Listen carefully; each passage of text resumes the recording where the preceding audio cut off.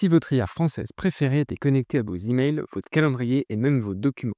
Aujourd'hui, je vous présente une nouveauté qui va changer votre manière de travailler, les connecteurs NCP de Mistral. Salut, moi c'est JB, consultant en IA et cofondateur de NoFlow. Notre mission, c'est d'accompagner les entreprises comme la vôtre à intégrer l'IA et l'automatisation dans leur quotidien. Si vous perdez encore du temps sur les tâches manuelles, on vous aide à les identifier et à les automatiser dans votre organisation. Réservez votre premier rendez-vous via le lien dans la description, c'est sans engagement mais impactant.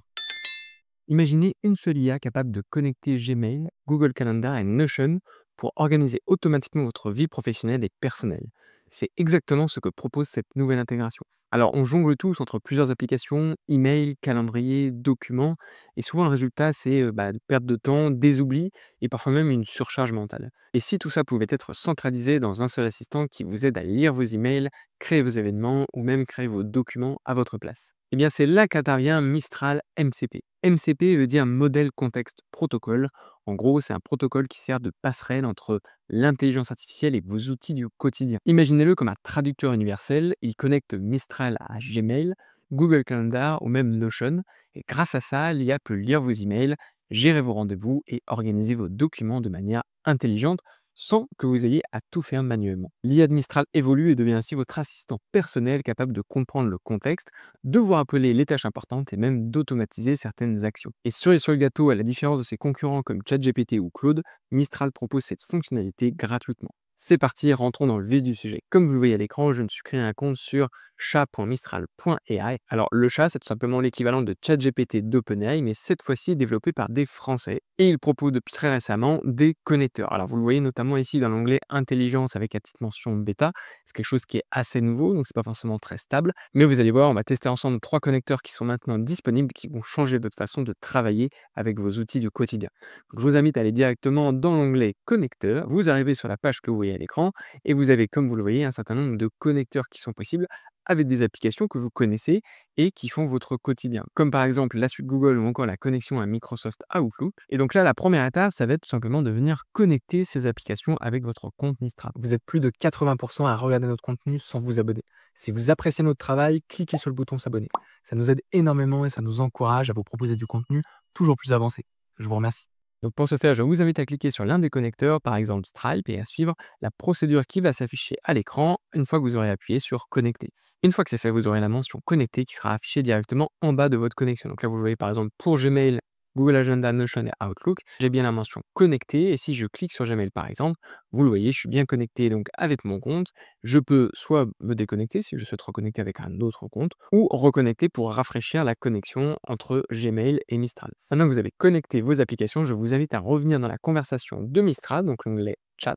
Et c'est là que ça va devenir intéressant. Donc là, comme vous le voyez dans la fenêtre conversationnelle, vous avez un certain nombre de champs que vous pouvez activer ou désactiver. En l'occurrence, je vais aller dans la section outils, donc activer les outils qu'on vient de connecter. Et en l'occurrence, ici, vous le voyez, je peux venir sélectionner les différents connecteurs que j'ai connectés auparavant. En l'occurrence, j'en ai 4 qui sont connectés, les autres ne le sont pas encore. Et je vais choisir de tester en premier avec vous Gmail. Ensuite, on fera Google Agenda et enfin Notion. Donc là, ce que je vais faire, c'est que je vais cocher Gmail et je vais renseigner ma question. Donc là, notamment, je vais lui demander de résumer les emails de la semaine. Avant de lancer la démonstration, il faut bien que vous compreniez une chose, c'est que c'est uniquement parce que j'ai activé l'outil, en l'occurrence le connecteur avec Gmail, que Mistral va être capable de lire les emails qui sont disponibles dans ma boîte Gmail. Petite pause avant de vous montrer le résultat final. Si vous aussi, vous voulez obtenir le même niveau d'automatisation pour votre business, cliquez sur le lien dans la description pour réserver votre rendez-vous gratuit. Lors de cet échange, on analyse vos process, on vous propose un plan d'action sur mesure et surtout, on vous accompagne pour mettre en place les bons outils et process métiers adaptés à votre activité. C'est sans engagement mais impactant. On est parti pour la démonstration. Donc, comme vous pouvez le voir sur la gauche de l'écran, je viens de lui poser la question on résume les emails de la semaine. On parle bien de la boîte mail qui est sur la droite de l'écran. Donc, comme vous pouvez voir, c'est une boîte mail fictive où il y a énormément d'emails de LinkedIn. Et donc là, sur la gauche de l'écran, comme vous le voyez, il vient de résumer l'ensemble de ses emails en live. Donc là, il a bien compris que c'était les emails de la semaine, donc du 1er au 5 septembre 2025. Il les a classés par thème. Donc, il m'a listé les sujets récurrents, comme vous pouvez voir, plutôt des messages privés, de la visibilité de profil, de l'activité du réseau. Et enfin, il termine par les points clés à retenir de mes emails. Donc, vous voyez, opportunités professionnelles, actions suggérées. Il m'indique même les emails qu'il faut ignorer. Et donc, comme vous pouvez lire des emails purement promotionnels ou génériques, et là, en l'occurrence, ce sont des emails provenant de X. Ce que je vous propose maintenant, c'est de tester le deuxième connecteur, en l'occurrence le connecteur avec le calendrier Google. Donc là, je vais venir cocher le calendrier Google, décocher Gmail. Alors en l'occurrence, j'aurais pu le laisser cocher et venir interagir avec les deux connecteurs, c'est-à-dire demander des informations sur le mail et en même temps générer un événement dans mon calendrier. Mais là, pour des raisons de démonstration, je vais rester uniquement sur le calendrier de Google. Là, ce que je vous propose, c'est de venir lui demander de créer une réunion avec l'équipe commerciale. Je vais lui demander de nommer l'événement réunion de rentrée. Je lui précise que c'est demain de 10h à 11h et je lui demande d'ajouter une personne dans cette réunion, en l'occurrence d'inviter noflow@outlook.fr. Donc là, ce qu'on va venir vérifier, c'est premièrement si l'événement va bien se créer sur la droite de l'écran. Là, je vais lancer ma requête. Et dans un deuxième temps, on va également venir vérifier si on a bien reçu une invitation dans la boîte email de noflow@outlook.fr. Comme vous venez de le voir sur la droite de l'écran, un événement a été créé en même temps que je vous parlais. Donc c'est bien une réunion qui a été planifiée demain de 10h à 11h comme je lui demandais. On va venir l'ouvrir et c'est bien le cas. Il l'a bien renommé, il a bien nommé réunion de rentrée. Il a invité noflow@outlook.fr et on va bien vérifier qu'une invitation a bien été envoyée à l'adresse email noflow@outlook.fr. Et donc là, comme vous pouvez le voir dans la boîte mail Outlook, on a bien reçu un email de Hugo Martin nous invitant à une réunion de rentrée demain de 10h à 11h. Donc là, on peut bien évidemment venir interagir avec cet email et cette invitation qui nous a été envoyée. En l'occurrence, je vais l'accepter. Enfin, troisième et dernier connecteur que je voulais tester avec vous et pas des moindres, je veux parler de Notion. Notion, c'est notamment un outil de centralisation de la documentation dont on a déjà parlé sur cette chaîne. Et donc, comme vous pouvez voir sur la droite de l'écran, j'ai ouvert mon espace Notion. Sur la gauche, on a toujours Mistral qui est ouvert. Ce que je vais faire, c'est que je vais venir décocher Google Agenda et cocher cette fois-ci Notion. Et je vais lui demander cette fois-ci de me créer une page de méthodologie sur la création d'un bail de location. Et donc si j'ouvre la page de contextualisation, il est en train de me dire qu'il est en train de créer la page, en l'occurrence ici dans le répertoire page privée. Comme vous venez de le voir sur la droite de l'écran, on a en effet une page qui vient d'être créée, qui s'appelle donc méthodologie. Si on clique dessus, création d'un bail de location, donc il a bien créé cette nouvelle page. Comme vous pouvez le voir, il me confirme sur la gauche de l'écran qu'il a bien créé la page Notion détaillée avec la méthodologie de création d'un bail de location. Il m'indique les grandes sections de la page, donc de 1 à 7. On va voir si on les retrouve sur la droite de l'écran. C'est bien le cas, donc le prérequis, structure du bail, l'étape de rédaction, les annexes obligatoires, l'outil, les outils et modèles, les pièges à éviter et les ressources complémentaires. Et c'est bien les différents chapitres qu'on a.